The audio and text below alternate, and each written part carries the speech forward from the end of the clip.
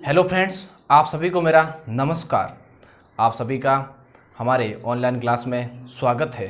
हम बात कर रहे थे विद्युत धारा के बारे में, जिसके अंतर्गत जो कल का वीडियो है उसके अंदर विद्युत धारा के बारे में अपने परिभाषा, मात्रक, विभव और विभवांतर के बारे में जानकारी प्राप्त कर ली थी। आज उसे आगे अपन अध्ययन करते हैं। थोड़ा सा कल की क्लास को रिवाइज करते हैं। जैसे देखिए, अपन ने बात की विद्युत धारा क्या होती है। विद्युत धारा आवेशों के प्रवाह की दर को अपन क्या कहते हैं, विद्युत धारा किससे प्रदर्शित करते हैं, आई से। और आई बराबर क्या होता है, क्यू अपॉन टी। यहाँ पर देखिए अपना क्यू क्या है, आवेश, और टी क्या है, समय। क्यू अपने पास में आवेश और टी अपने पास में है समय। अब मैं देखिए विद्युत धारा की परिभाषा क्या दे सकता हूँ। किसी भी विद्युत परिपथ में एक निश्चित बिंदु से निश्चित समय में गुजरने वाले आवेशों की मात्रा क्या कहलाती है, विद्युत धारा कहलाती है। विद्युत धारा का मात्रक क्या होता है, एम्पियर। देखिए आवेश का मात्रक क्या होता है, कूलाम। आवेश का मात्रक कूलाम। समय का सबसे छोटी इकाई, समय का छोटा मात्रक क्या है, सेकंड। और कूलाम बटे सेकंड क्या होता है, एम्पियर होता है। तो अपने पास में विद्युत धारा का मात्रक क्या हो गया, एम्पियर हो गया। अपने 1 एम्पियर की भी परिभाषा बात कर ली थी। आज अपन इससे आगे बात करेंगे ओम के नियम के बारे में। किसके बारे में, ओम का नियम और प्रतिरोध की निर्भरता। प्रतिरोध क्या होता है, वो किस प्रकार के चालक तार पर उसका निर्भर करता है, उनके बारे में बात करते हैं। देखिए दोस्तों, सबसे पहले बात करते हैं ओम का नियम। ओम का नियम किसने दिया था, ओम का नियम 1826 में 1826 में जर्मन के वैज्ञानिक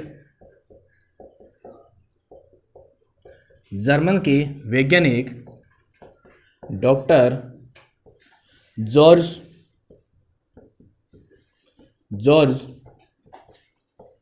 साइम ओम ने, किसने दिया था, जर्मन के वैज्ञानिक 1826 में डॉक्टर जॉर्ज साइन ओम ने, जिसे अपन क्या कहते हैं, ओम का नियम कहते हैं। देखिए ओम ने क्या बताया, डॉक्टर जॉर्ज ओम ने यह बताया, किसी भी चालक तार में उसके सिरों के मध्य उत्पन्न विभवांतर प्रवाहित धारा के मध्य संबंध बताया। अर्थात अपन कह सकते हैं इनके द्वारा विभवांतर और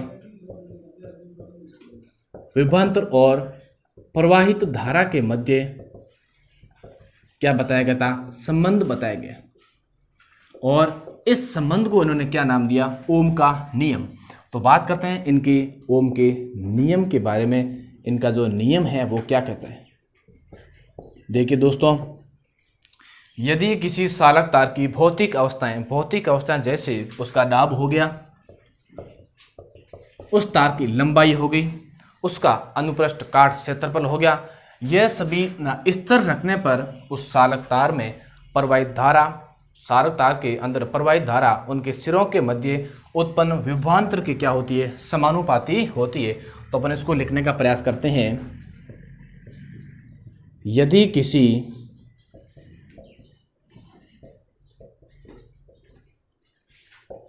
चालक तार की भौतिक अवस्थाएं, यदि किसी चालक तार की भौतिक अवस्थाएं जैसे दाब हो गया, तार की लंबाई हो गया और अनुप्रस्थ काट क्षेत्रफल अर्थात तार की मोटाई, अनुप्रस्थ काट क्षेत्रफल, यदि किसी चालक तार की भौतिक अवस्थाएं जैसे दाब है, लंबाई है, ताप है अपने पास में, और क्या अपने पास में, ताप, स्थिर रखने पर उस चालक तार के सिरों के मध्य उत्पन्न विभवांतर प्रवाहित धारा के समानुपाती होता है। रखने पर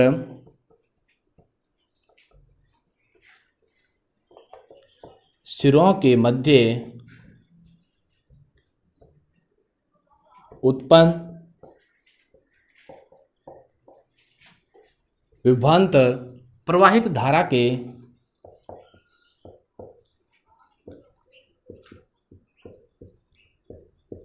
क्या होता है दोस्तों, समानुपाती होता है। तो प्रवाहित धारा के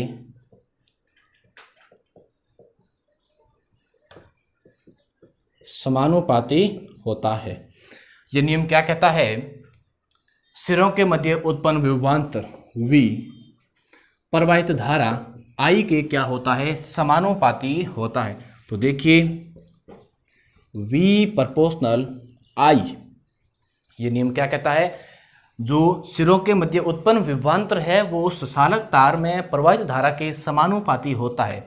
इसका मतलब यह है, अगर धारा का मान बढ़ रहा है, अगर धारा का मान बढ़ रहा है तो उनके सिरों के मध्य विभवांतर का मान भी बढ़ेगा, वोल्ट का मान भी क्या होगा? बढ़ेगा।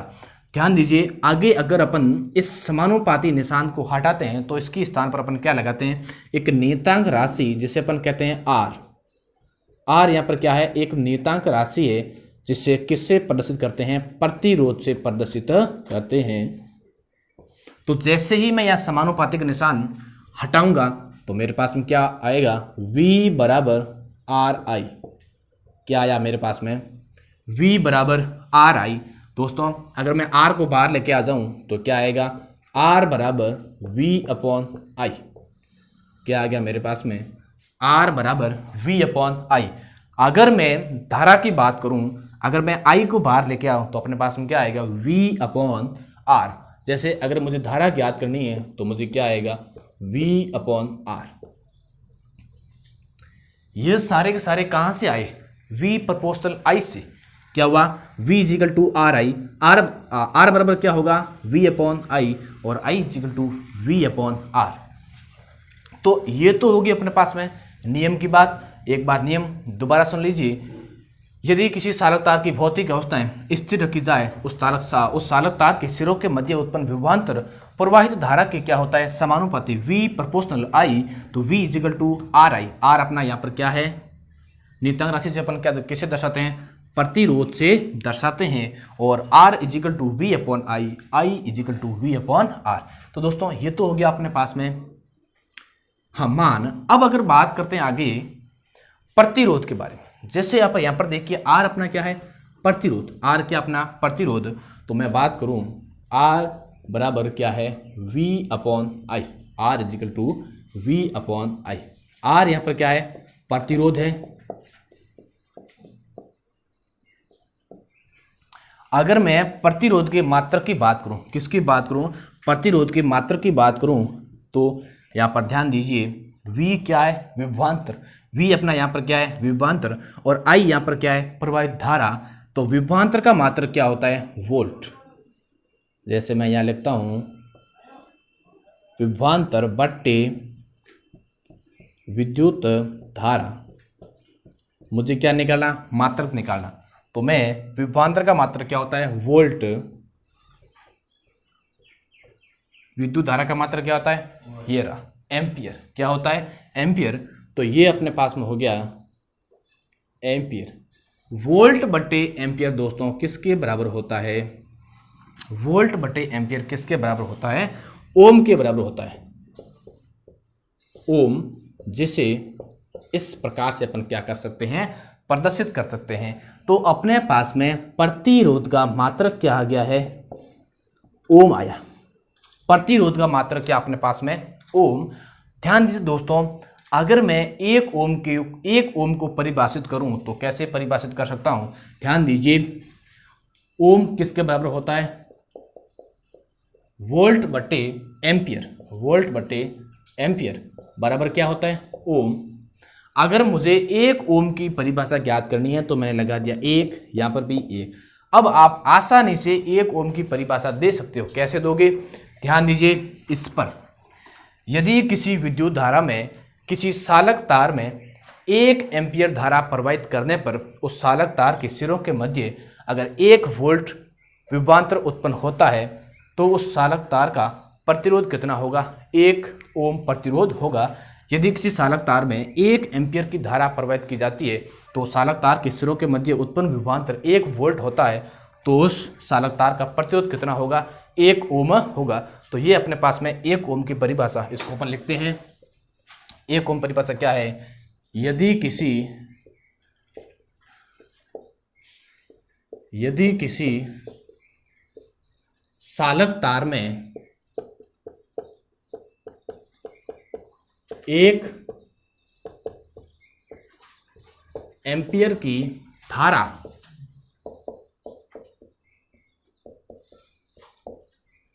यदि किसी सारक तार में 1 एम्पियर की धारा प्रवाहित की जाती है तो उस सालक तार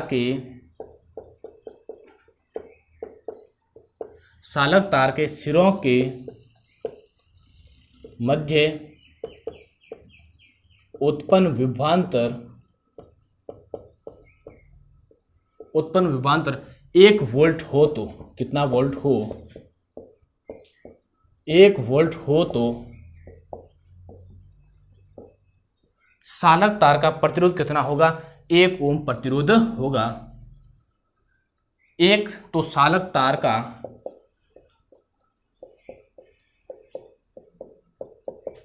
प्रतिरोध 1 ओम होगा। कहने का मतलब है किसी भी सालक तार में 1 एम्पीयर की धारा प्रवाहित करने पर अगर उसके सिरों के मध्य 1 वोल्ट का विभवांतर उत्पन्न होता है तो सालक तार का प्रतिरोध कितना होता है, 1 ओम प्रतिरोध होता है। अब यहाँ पर आप देखिए विभवांतर और अगर प्रवाहित धारा के मैं बीच में एक ग्राफ बनाऊं तो हमारा ग्राफ कैसा प्राप्त होगा, एक सीधी रेखा के रूप में प्राप्त होगा। जैसे देखिए यह विभवांतर और ये अपनी है प्रवाहित धारा।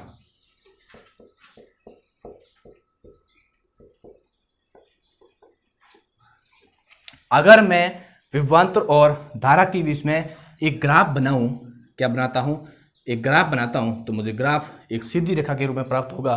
प्राप्त क्यों होगा, क्योंकि अगर मैं धारा का मान बढ़ा रहा हूं तो अपने आप विभवांतर का मान क्या होगा, बढ़ेगा। तो इसलिए जो अपना ग्राफ है वो एक सीधी रेखा के रूप में प्राप्त होगा। V और I के बीच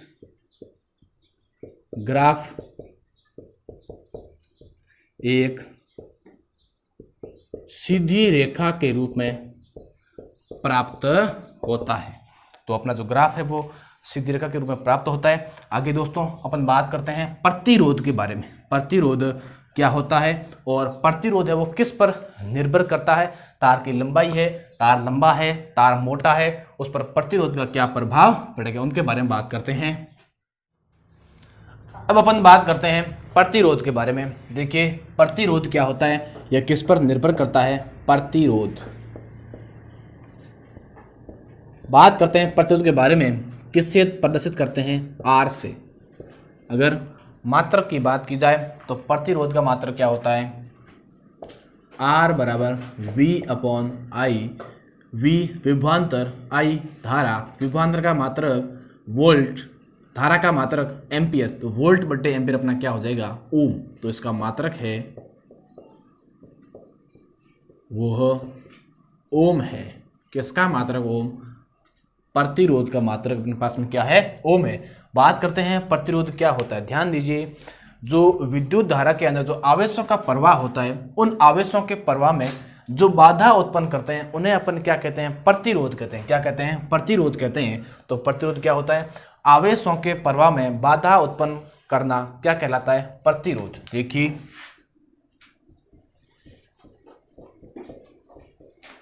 आवेशों के प्रवाह में उत्पन्न बाधा क्या कहलाती है, प्रतिरोध कहलाता है। देखिए प्रति यानी विपरीत, प्रति यानी क्या होता है, एंटी या विपरीत, रोध ने रोकने वाला, रोध ने रोकने वाला, अर्थात आवेशों को रोकने वाला क्या कहलाता है अपने पास में, प्रतिरोध, जिसे अपन प्रदर्शित करते हैं आर से। अब ध्यान दीजिए प्रतिरोध किस पर निर्भर करता है, बात करते हैं इसकी निर्भरता की।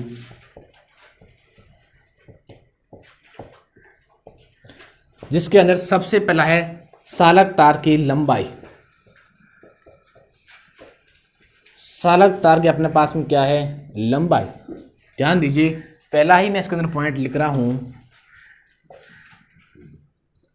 प्रतिरोध होता है वह किसी भी चालक तार की लंबाई के समानुपाती होता है। क्या होता है? समानुपाती, आर प्रोपोर्शनल एल। एल का मतलब तार की लंबाई। देखिए इसका मतलब यह है कि तार की लंबाई बढ़ाने पर उस तार का प्रतिरोध भी बढ़ेगा। अगर मैं तार की लंबाई को कम करता हूं तो उसका प्रतिरोध भी क्या होगा? कम होगा। समानुपाती का मतलब भी यही है कि एक के मान को बढ़ाने पर दूसरे का मान भी बढ़ता है, लेकिन अगर व्युत्क्रमानुपाती होता है यहाँ पर तो एक के मान को बढ़ाने पर दूसरे का मान अपने आप कम होता है, लेकिन यहाँ पर समानुपाती है। इसका मतलब प्रतिरोध, तार की लंबाई बढ़ाने पर उस तार का प्रतिरोध बढ़ेगा। तार की लंबाई घटा रहे हैं तो प्रतिरोध भी क्या होगा? घटेगा। इसलिए अपन कह सकते हैं प्रतिरोध है वो चालक तार की लंबाई की समानुपाती होता है। जैसे इसको एक अपन एग्जाम्पल के माध्यम से समझने का प्रयास करते हैं। जैसे देखिए एक ही पदार्थ के अलग अलग लंबाई के अपन दो तार लेते हैं। क्या लेते हैं? दो तार लेते हैं। एक ही पदार्थ से निर्मित अलग अलग लंबाई के दो तार लेते हैं। देखिए तार ए है और तार अपने पास में बी है। अब आप मुझे ये बताइए कि क्या तार ए का प्रतिरोध ज़्यादा है, क्या तार बी का प्रतिरोध ज़्यादा है? तो कौन से तार का प्रतिरोध ज़्यादा है? आप देख सकते हैं इसके अंदर जिस तार की लंबाई ज़्यादा उस तार का प्रतिरोध भी ज़्यादा। इसका मतलब बी तार का प्रतिरोध क्या है? ज़्यादा है। किसकी तुलना में? ए तार की तुलना में बी तार का प्रतिरोध भी ज़्यादा है। ध्यान दीजिए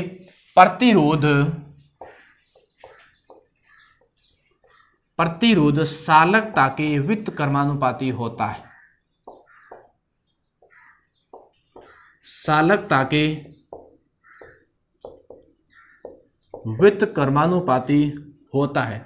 व्युत्क्रमानुपाती का अर्थ यह है कि अगर किसी तार का प्रतिरोध ज्यादा है, चालकता क्या होगी? कम होगी। किसी तार का प्रतिरोध ज्यादा है, चालकता, तो उसके अंदर विद्युत धारा कम बहेगी। प्रतिरोध ज्यादा, विद्युत धारा कम। प्रतिरोध कम, विद्युत धारा ज्यादा। तो प्रतिरोध चालकता के होता व्युत्क्रमानुपाती। लेकिन यहाँ पर देखिए आप लंबे तार की प्रतिरोध क्या है? ज्यादा है, इसलिए यहाँ पर धारा क्या होगी? कम होगी। किसकी तुलना में? ए तार की तुलना में। लेकिन ए तार के अंदर देखिए तार की लंबाई कम है, लंबाई कम, प्रतिरोध भी कम, तो ए तार की जो प्रतिरोध है वो बी तार की तुलना में कम है, इसलिए यहाँ पर धारा क्या है? ज्यादा। क्योंकि प्रतिरोध चालकता के व्युत्क्रमानुपाती होता है। तो अपन यहाँ पर कह सकते हैं कि तार ए में विद्युत धारा अधिक प्रवाहित होगी, तार बी में विद्युत धारा कम प्रवाहित होगी। कारण तार ए का प्रतिरोध कम है, तार बी का प्रतिरोध ज्यादा है। जिस तार का प्रतिरोध कम उसमें चालकता ज्यादा, जिस तार का प्रतिरोध ज्यादा उस तार की चालकता कम। दूसरी बात है अपने पास में, दूसरी बात है अनुप्रस्थ काट क्षेत्रफल। किसी भी चालक तार का अनुप्रस्थ काट क्षेत्रफल, अर्थात तार की मोटाई, अनुप्रस्थ काट क्षेत्रफल। ध्यान दीजिए इसके अंदर क्या होता है? तार की मोटाई। तार की क्या है? मोटाई। एक ही पदार्थ से निर्मित मैं दो तार लेता हूं जिसकी मोटाई क्या है? अलग अलग। यहां अपन को यह देखना है जो प्रतिरोध है वो अनुप्रस्थ काट क्षेत्रफल के व्युत्क्रमानुपाती होता है। यहाँ पर दोस्तों समानुपाती था, लेकिन यहाँ पर क्या है? व्युत्क्रमानुपाती। व्युत्क्रमानुपाती का अर्थ यह होता है कि प्रतिरोध को बढ़ाने पर चालकता कम होगी। यहाँ पर यह अर्थ है कि प्रतिरोध को बढ़ाने पर चालक तार की मोटाई क्या हो जाएगी? कम हो जाएगी। अर्थात कोई ऐसा चालक तार है जिसकी मोटाई ज़्यादा, जिसकी मोटाई क्या है? ज़्यादा, तो उसका प्रतिरोध कम। अर्थात तार की मोटाई कम, प्रतिरोध बढ़ेगा। व्युत्क्रमानुपाती मतलब है कि एक को बढ़ाने पर दूसरा घटेगा, लेकिन समानुपाती में एक के मान को बढ़ाने पर दूसरा मान अपने आप बढ़ेगा। व्युत्क्रमानुपाती एक का मान बढ़ाया, दूसरे का मान कम, एक का मान कम किया, दूसरे में अपने आप क्या हो जाएगा? ज़्यादा हो जाएगा। तो देखिए इसको एक एग्जाम्पल के माध्यम से समझने का प्रयास करते हैं। एक तार मेरे पास में इतना मोटा, लेकिन एक तार ज़्यादा मोटा है, तो अब इस तार के अंदर प्रतिरोध कौन से तार का ज़्यादा होगा? ध्यान दीजिए तार ए, तार बी। आप देख सकते हैं जिस तार की मोटाई ज़्यादा उस तार का प्रतिरोध कम। इस तार की मोटाई क्या है? ज़्यादा, इसलिए इसका प्रतिरोध क्या होगा? कम होगा।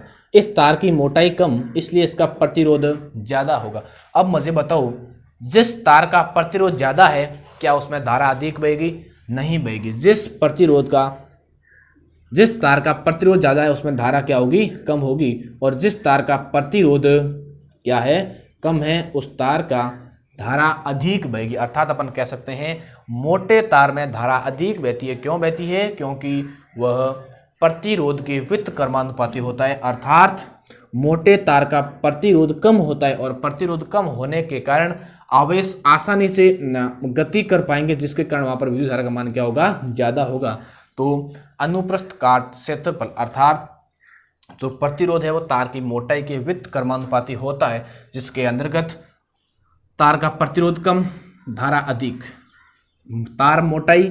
तार की मोटाई ज़्यादा, उसका प्रतिरोध उतना ही कम होगा। तो इन दोनों तारों में ज़्यादा धारा इस तार के अंदर बहेगी, इसके अंदर धारा है वो क्या बहेगी? कम बहेगी, क्योंकि तार की मोटाई बढ़ने पर उसका प्रतिरोध कम होता है और ज्यों-ज्यों प्रतिरोध कम होगा उसमें धारा का मान ज़्यादा होगा। अब देखिए अपने पास में दो समीकरण, एक तो अपना समीकरण है R प्रोपोर्शनल L, दूसरा समीकरण अपने पास में R व्युत्क्रमानुपाती 1/A। अगर मैं समीकरण 1 व 2 को मिलाऊं तो अपने पास में क्या होगा? देखिए R समानुपाती L/A, ये क्या है? व्युत्क्रमानुपाती। अब देखिए जैसे ही ये चिन्ह मैं हटाता हूं तो इसकी जगह मैं एक नियतांक राशि लगाता हूं। जैसे मैंने हटाया इसको तो मैंने इसके स्थान पर लगा दिया K। क्या लगा दिया? K। आगे अपना L/A। तो ये मान क्या हो गया? R बराबर KL/A। ध्यान दीजिए, आगे अपन और सॉल्यूशन करते हैं। जैसे अगर मैं बात करूं KL बराबर, तो KL बराबर क्या होगा? KL बराबर RA। अगर मैं K बराबर बात करूं तो K बराबर RA/L। अब देखिए अगर यहाँ पर K क्या है? विशिष्ट प्रतिरोध। यहाँ पर अपना K क्या है? विशिष्ट प्रतिरोध। अगर मैं इस K के मात्रक की बात करूँ, क्या करूँ? विशिष्ट प्रतिरोध के मात्रक की बात करूँ तो मैं कैसे निकालूंगा? ध्यान दीजिए, अपन प्रतिरोध का मात्रक का निर्माण करते हैं। यहाँ पर दोबारा लिखते हैं विशिष्ट प्रतिरोध बराबर RA/ लंबाई L। R यहाँ पर अपना क्या है? प्रतिरोध। R क्या है? प्रतिरोध। A क्या है? तार का क्षेत्रफल। A क्या है? तार का क्षेत्रफल। L क्या है? तार की लंबाई। तो देखिए R का प्रतिरोध, R क्या है? प्रतिरोध, और प्रतिरोध का मात्रक होता है ओम। ये हो गया ओम इनटू क्षेत्रफल क्या होता है? Metre square. तो ये हो गया मीटर स्क्वायर, मतलब होता है मीटर इंटू मीटर। लंबाई किस में आपते अपन? मीटर में। तो ये अपने पास मीटर। ध्यान दीजिए 1 मीटर से 1 मीटर गया तो पीछे अपना क्या बचा? K बराबर ओम मीटर। तो ये अपने पास में क्या है? विशिष्ट प्रतिरोध का मात्रक है। ये अपने पास में क्या है? विशिष्ट प्रतिरोध का मात्रक है। आगे देखिए दोस्तों, अपन और बात करते हैं। किसी भी तार के अंदर अलग अलग तार है, उस तार का प्रतिरोध क्या होता है? तापमान बढ़ने पर उस तार के अंदर प्रतिरोध किस प्रकार बदल जाता है? देखिए मैं 4 प्रकार के 3 तार लेता हूं। जैसे यहाँ एक मेरे पास में सोने का तार है, और एक मेरे पास चांदी का तार है, दूसरा मेरे पास में कॉपर का तार है।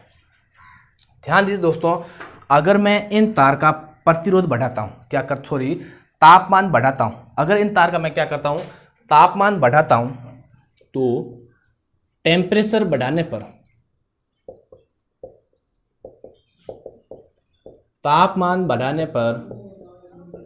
प्रतिरोध क्या होगा? बढ़ेगा। इस लाइन को अपन समझते हैं। मेरे पास में एक सोने का तार है, एक चांदी का तार है, एक कॉपर का तार है। एक मेरे पास में क्या है? सोने का तार, चांदी का तार, कॉपर का तार। इन तारों का मैंने पहले गर्म किया, इनका तापमान बढ़ाया, तो तापमान बढ़ाने पर इनका क्या हो गया? प्रतिरोध वो बढ़ गया। अर्थात प्रतिरोध बढ़ गया, इसका मतलब यहाँ पर धारा क्या होगी, कम होगी।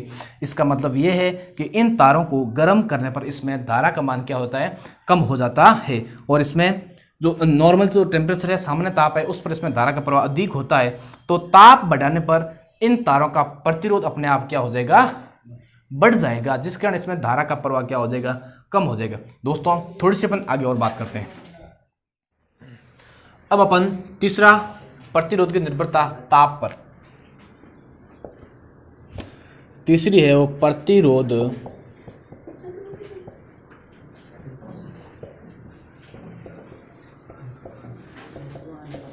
की निर्भरता ताप पर। देखिए कि किसी भी चालक तार का तापमान बढ़ाने पर उसका प्रतिरोध पर क्या प्रभाव पड़ता है, उनके बारे में बात करते हैं। जैसे देखिए मेरे पास 3 तार, अपने पहले बात की थी, कॉपर का तार है, चांदी का तार है, सोने का तार है। इन तार का मैं ताप बढ़ाऊंगा तो तापमान बढ़ाने पर इनका प्रतिरोध भी बढ़ता है। कौन से तार का, तांबा, चांदी, सोना, इन तारों का प्रतिरोध तापमान बढ़ाने पर प्रतिरोध बढ़ता है, अर्थात इनकी चालकता क्या होती है, घटती है। प्रतिरोध बढ़ेगा, चालकता घटेगी। दूसरी बात देखिए, अपने पास में कुछ ऐसी मिश्र धातु हैं, जैसे बात करते हैं अपने पास में एक है मैग्नीन कांस्टेंट, और तीसरी अपने पास मिश्र धातु है नाइक्रोम। कौन सी धातु है, नाइक्रोम। बात करते हैं कांस्टेंट, कॉपर और निकेल से मिलकर बनी होती है। मैग्नीन, कॉपर, मैग्नीज और निकेल से मिलकर बनी होती है। नाइक्रोम आयरन, क्रोमियम और निकेल से मिलकर बनी होती है। अब देखिए ये अपने पास मिश्र धातुएं हैं, तो मिश्र धातुओं का टेम्परेचर बढ़ाने पर ज़्यादा आर या ज़्यादा प्रतिरोध में कोई ज़्यादा अधिक परिवर्तन नहीं होता है। मिश्र धातु कौन कौन सी है, मैग्नीन है, कौन कौन धातु से मिलकर बनी होती है, कॉपर, मैग्नीज और निकेल, कांस्टेंट कॉपर और निकेल से, नाइक्रोम आयरन, क्रोमियम और निकेल से मिलकर बनी होती है। तीसरी अपन बात करते हैं, ध्यान दीजिए अपने पास में एक लेते हैं अपन सिलिकन, क्या लेते हैं, सिलिकन और जर्मेनियम। ये अपने पास में क्या है, सिलिकन, और ये अपने पास में जर्मेनियम। ध्यान दीजिए दोस्तों, सिलिकन और जर्मेनियम ये ऐसे दो पदार्थ हैं जिनका तापमान बढ़ाने पर चालकता इनकी कम होती है, प्रतिरोध कम होता है इनका। तापमान बढ़ाने पर प्रतिरोध कम है, तो चालकता क्या होगी, बढ़ेगी। इनकी चालकता क्या होगी, बढ़ेगी। इसलिए इन्हें अपन क्या कहते हैं, अर्धचालक कहते हैं, अर्धचालक कहते हैं। तो कौन कौन अर्धचालक है, सिलिकन और जर्मेनियम दोनों ही कैसे हैं, अर्धचालक। अर्धचालक का मतलब है कि इनका तापमान बढ़ाने पर यह चालक की भांति व्यवहार करते हैं। तो जैसे अपन इसका तापमान बढ़ाएंगे तो इनका प्रतिरोध है वो कम हो जाएगा और इनमें चालकता में क्या होगी, वृद्धि होगी। इसलिए इसे अपन क्या कहते हैं, अर्धचालक कहते हैं। कौन कौन से हैं, सिलिकन और जर्मेनियम। ठीक है दोस्तों, आगे अपन बात करते हैं सिलिकन और जर्मेनियम के आगे। कुछ ऐसे पदार्थ होते हैं जिनका तापमान कम करने पर एक निश्चित ताप पर उनका प्रतिरोध है वो शून्य हो जाता है। जैसे देखिए अपने पास में पारा, क्या है, पारा है। पारे का तापमान 4.2 केल्विन मिलने पर इसका जो प्रतिरोध है वो क्या हो जाता है, शून्य। तो अपन कह सकते हैं पारे का प्रतिरोध कितना तापमान मिलने पर उसका शून्य होता है, तो वो है 4.2। क्या है इनका, 4.2, जिन्हें अपन कहते हैं अतिचालक पदार्थ। क्या कहते हैं, अतिचालक पदार्थ। तो ये तो होगी अपने पास में ताप पर निर्भरता। जैसे मैं एक और बढ़िया सा एग्जांपल देता हूँ, मेरे पास में 4 पदार्थों के तार है। जैसे देखिए एक है एल्यूमिनियम Al, दूसरा है सोना औरम, चांदी Ag और तांबा Cu। दोस्तों मेरे पास में 4 प्रकार के तार हैं। 4 प्रकार के क्या है? चालक तार है, जो सभी विद्युत धारा का चालक करते हैं। अब इनके अंदर मुझे चालकता और प्रतिरोध का क्रम ज्ञात करना। कैसे ज्ञात करूंगा? देखिए इनके अंदर पहले अपन ज्ञात करते हैं प्रतिरोध का क्रम, कि कौन से तार का प्रतिरोध ज्यादा है और कौन से का कम है। फिर बात करेंगे अपन चालकता। चालकता का मतलब है कि कौन से तार में विद्युत धारा का मान है वो ज्यादा होगा, किसमें कम होगा। देखिए प्रतिरोध इन सभी तारों में से सबसे ज्यादा किसका होगा? एल्यूमिनियम तार का प्रतिरोध सबसे ज्यादा है, इसलिए इसमें धारा का मान क्या होगा? कम होगा।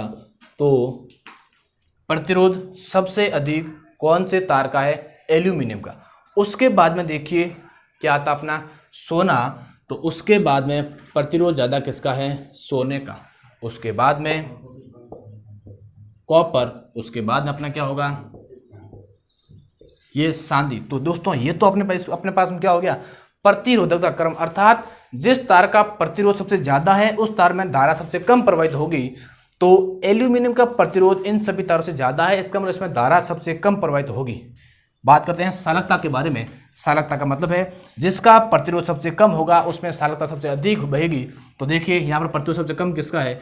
चांदी का। तो इसका मतलब चांदी में सबसे ज़्यादा चालकता होगी। उसके बाद में कॉपर, उसके बाद में सोना और उसके बाद में अपने पास में एल्यूमिनियम का तार है। कहने का अर्थ है कि जिस तार का प्रतिरोध ज़्यादा उसकी चालकता कम, जिस तार की चालकता ज़्यादा उस तार का प्रतिरोध कम। तो आप यहाँ पर देख सकते हैं प्रतिरोध और चालकता का क्रम। तो ये तो अपन ने आज ओम का नियम और प्रतिरोध का मात्रक और प्रतिरोध है वो किस पर निर्भर करता है उनके बारे में अध्ययन किया। आगे अपन जो प्रतिरोधक संयोजन है, समांतर क्रम है, श्रेणी क्रम और समांतर क्रम, उनके बारे में अध्ययन करेंगे।